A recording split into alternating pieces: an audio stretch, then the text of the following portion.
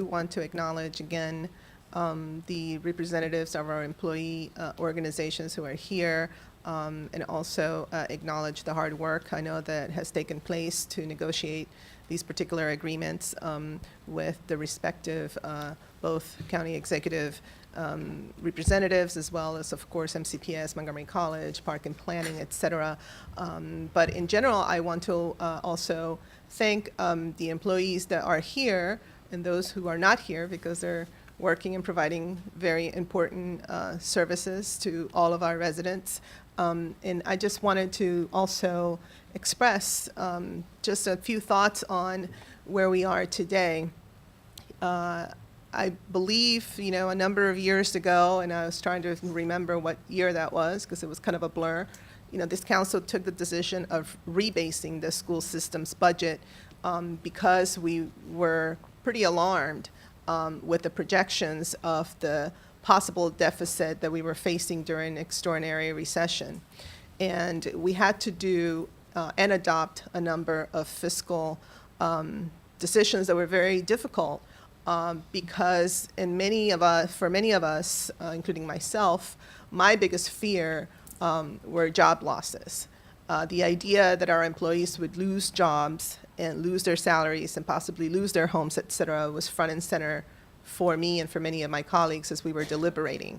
And so many of the decisions that we took back then had to do with trying to at least preserve the jobs. So we did, we took on rebasing the school system's budget. We changed some of the benefit cost shares. We did some progressive furloughs. We did everything possible to at least get us to a point where we were stable.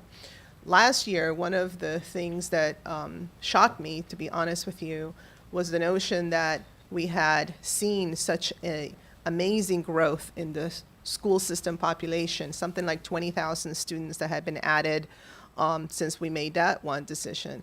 And so that was alarming for me and for all my colleagues in the sense that Montgomery County Public Schools, as we all know, really is a big draw to our county. Of course, we've seen that over-enrollment, that's an indication.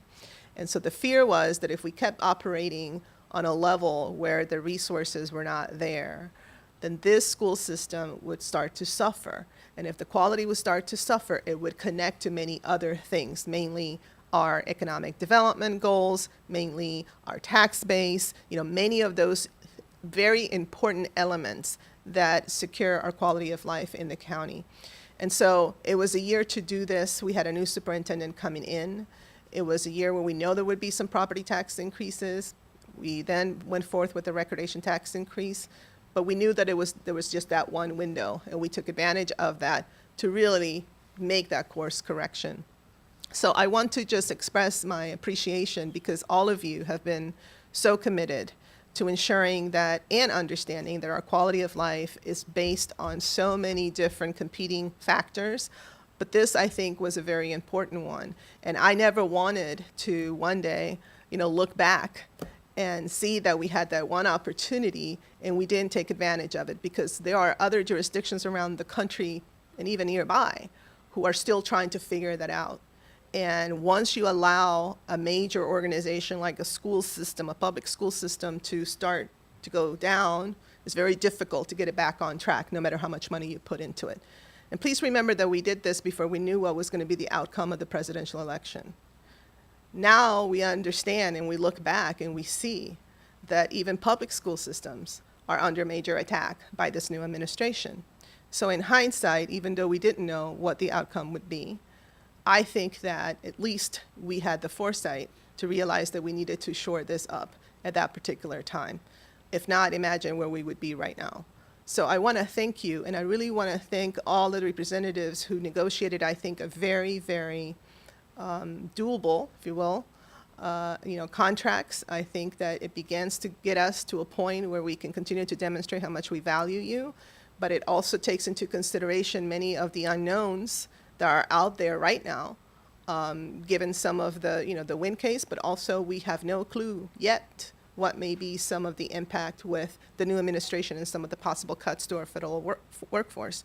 So I really appreciate the approach, and I know I've met with all of the representatives, and I'm sure my colleagues have as well, and I think that we are in a good place to make, give you, I think, a reasonable compensation package, but also put ourselves in a situation where we can hopefully weather whatever storm may be coming, hopefully not much, our way.